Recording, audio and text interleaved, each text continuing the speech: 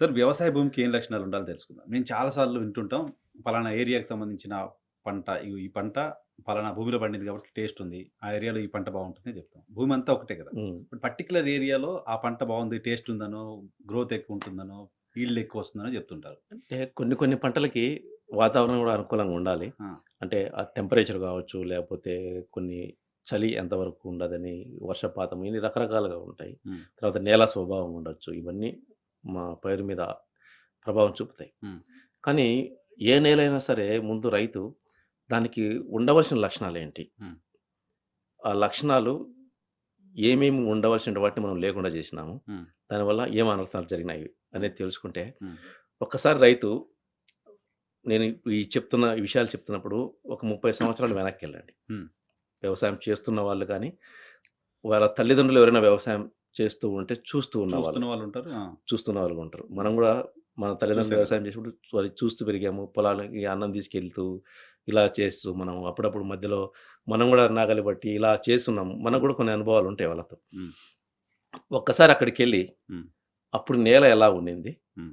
ఇప్పుడది ఎలా మారింది? అనేది సహజ సిద్ధంగా ఎలా మారిపోయింది? చిన్న చిన్నగా ఎలా మారిపోయిందనేది తెలుసుకుందాం. హ్మ్. కొన్ని అనుభవాలతో. హ్మ్. 30 సంవత్సరాల కిందట మనము ఎక్కువగా ఎద్దుల మీద ఆధారపడేవాళ్ళము. హ్మ్. ఒక నాగలి పట్టుకొని దున్నేవాళ్ళం. హ్మ్. ఏ రైతైనా గుర్తు తెచ్చుకోండి. హ్మ్. మీరు 30 సంవత్సరాల కిందట నేల దున్న వాళ్ళైతే హ్మ్. నాగలి కాకుండా, హ్మ్. నాగలి కాకుండా పక్కన భూమి అటువైపు అడుగు, ఇటువైపు అడుగు పిగులుతూ వచ్చేది ఆ! భూమి. నాగలెళ్తుంటే కరెక్ట్. ఆ! నాగలి పోతూ ఇట్లా ఉంటే ఆ! కాస్త ముందు భాగం గూడా కదిలేది. పక్కలు గూడా కదులుతూ వచ్చేటియి. అటువైపు చీలుతున్నట్టు తెలుస్తుండేది మనకి. తెలుస్తూ ఉండేది. హ్మ్. ఇటువైపు, అటువైపు పిగులుతూ వచ్చేది. హ్మ్. అలా పిగులుతూ వచ్చే భూమిలోంచి ఏదన్నా మట్టి పెళ్ళ వస్తే, హ్మ్. అప్పుడు ఎక్కువ మంది రైతులు చెప్పులు గూడా యేసుకునేవాళ్ళు గాదు. హ్మ్. అంటే చెప్పుల దున్నేటప్పుడు. కాళ్ళతో దున్నేటప్పుడు కష్టంగా ఉంటదిలే కాళ్ళకు నడవడానికని పక్కన పెట్టేవాళ్ళు. హ్మ్. ఉత్ వట్టి కాళ్ళతోనే సేద్యం జేసేవాళ్ళు. ఆ! సో, ఆ లేచిన ఆ మట్టి పెల్లని అలా కాలుతో తన్నినా సరే అది పగిలిపోయేది. అంత సులభంగా. లూజ్‌గా ఉండేది సాయిల్.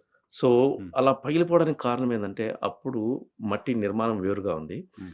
సో, గుల్లబారినట్లు ఉండడం వల్ల అలా పిగులుతూ సేద్యం వచ్చేది. నువ్వు మడక కాకుండా, ఆ నాగలి కాకుండా పక్కన అటు అడుగు, ఇటు అడుగు పిగులుతూ వచ్చేది. తర్వాత వచ్చిన మట్టి పెల్లం గూడా నువ్వు కాలితో తన్నినా గూడా ఈజీగా పగిలిపోయేది. హ్మ్. దాని స్వభావం కూడా అలా ఉంది. గుల్లబారినట్లుగా ఉండడం వల్ల మృదు స్వభావాన్ని కలిగి ఉంది కాబట్టి, నువ్వు ఆ మట్టి పెల్లను తన్నితే అది పగిలిపోయేది. హ్మ్. అదే ఇప్పుడు మనం పెద్ద పెద్ద ట్రాక్టర్లు ఉపయోగించి సేద్యం చేస్తున్నాము. ఇంత ఇంత మట్టి బెడ్డలొస్తాయి గదా! ఆ మట్టి బెడ్డని నువ్వు చెప్పులు, కాళ్ళు లేకుండా కాలితో తన్ని చూడండి. హ్మ్. అదే రైతు 30 సంవత్సరాల కిందట నువ్వు వ్యవసాయం చేసిన రైతు, ఇప్పుడు నీ పొలంలో నువ్వు దున్నినప్పుడు వచ్చిన మట్టి పెల్లని నువ్వు కాలితో తన్నితే ఏం జరుగుతుందో తెలుసుకో. హ్మ్. హ్మ్. హ్మ్. హ్మ్. అప్పుడు మట్టి పెల్ల పగిలింది. ఇప్పుడు నీ కాలి వేళ్ళ బొజ్జలు పగులుతాయి. హ్మ్. హ్మ్. హ్మ్. రీజన్ ఒకటే.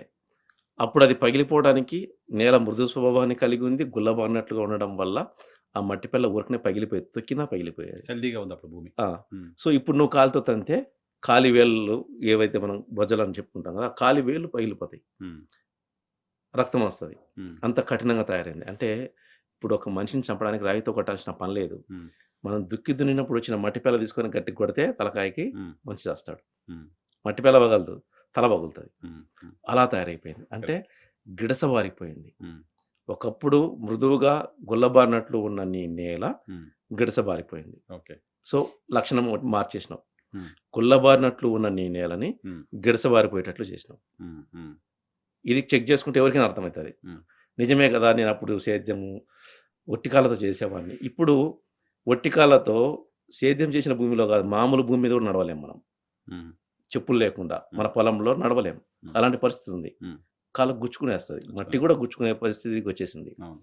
అంత తేడా వచ్చింది. హ్మ్. సో, ఈ అనుభవాలు చెక్ చేసుకుంటే ఖచ్చితంగా అవును గదా! అప్పుడు నా నేల అలా మృదువుగా ఉండేది కదా! హ్మ్. ఇప్పుడేమో ఇలా అయిపోయింది గదా! కరెక్ట్. అనేది రైతుకు తెలుస్తుంది. చెక్ హ్మ్. చేసుకుంటే హ్మ్. వేరియేషన్. హ్మ్. అంతే కాకుండా ఒకప్పుడు మనం పత్తి గాని, కంది గాని పంట తీసిన తర్వాత దాన్ని తీసేయాలంటే మామూలుగా దుక్కి దున్నితేనో లేకపోతే పెరికితేనో వచ్చేటివి కాదు అప్పట్లో. హ్మ్. దానికి సెట్లడ్ అని, పికాస్ అని వీటిని వాడేవాళ్ళు. హుహు. వాటితో వేరు వ్యవస్థను మొత్తం కదిలించేసి దానికి చుట్టూ 2, 3 దెబ్బలు వేసి భూమిలో దాన్ని కదిలించేసి తర్వాత పీకేసేవాళ్ళు. ఓకే. అంత చేస్తే కానీ అది బయటకొచ్చేది కాదు. హ్మ్. కానీ ఇప్పుడు ఒక పత్తి చెట్టు గాని, కంది చెట్టు గాని నిలబడుకొని పెద్దగా వంగాల్సిన పని కూడా లేదు. చేత్తో గుంజితే వచ్చేస్తది. హ్మ్. చుట్టూ ఇదేమంటారు కొమ్మ లేవు కిందంతా వేరు బ్రాంచెస్ వ్యవస్థ. వేరు అంటే వ్యవస్థ తేడా లేదు. ఏందంటే, హ్మ్. ఒకప్పుడు అదే పత్తి చెట్టుకి, కంది చెట్టుకి వేరు వ్యవస్థ ఎక్కువ విస్తీర్ణం వ్యాపించి ఉంది. హ్మ్. దృఢంగా ఎక్కువ దూరం, ఎక్కువ విస్తీర్ణంలో వ్యాపించి ఉంది. హ్మ్. సో, దానివల్ల దాన్ని నువ్వు పెకలించలేకపోయినావు. ఓకే. ఎక్కువ ప్రదేశంలో వేరు వ్యవస్థ స్ట్రాంగ్‌గా ఎక్కువగా ఉందది. ఉండి ఆ! స్ట్రాంగ్‌గా అది బాగా పాతుకుపోయి ఉంది కాబట్టి, హ్మ్. దాన్ని నువ్వు పెకలించలేవు. హ్మ్. సో, దానికి నువ్వు సెట్లర్, పికాసి వీటిని వాడి పెకలించేవాడివి. హ్మ్. అటుపక్క, ఇటుపక్క 2, 3 దెబ్బలేసి దాన్ని పైకి లేపేవాడివి. హ్మ్. కానీ ఇప్పుడు అవసరం లేదు. ఎందుకంటే వేరు వ్యవస్థ కుదించుకుపోయింది. దాని విస్తీర్ణం తగ్గిపోయింది. హ్మ్. బలహీనంగా ఉంది దాని వేరు వ్యవస్థ. బలహీనంగా ఉన్న వేరు వ్యవస్థ ఎక్కువ వ్యాపించి ఉండదు కాబట్టి, భూమిలో తక్కువ గ్రిప్ కలిగి ఉంటుంది కాబట్టి, నువ్వు చేత్తో పట్టి పీకితే వచ్చేస్తది. ఓహ్! జస్ట్ ఇట్లా స్ట్రెయిట్‌గా వెళ్తుంది అంతే.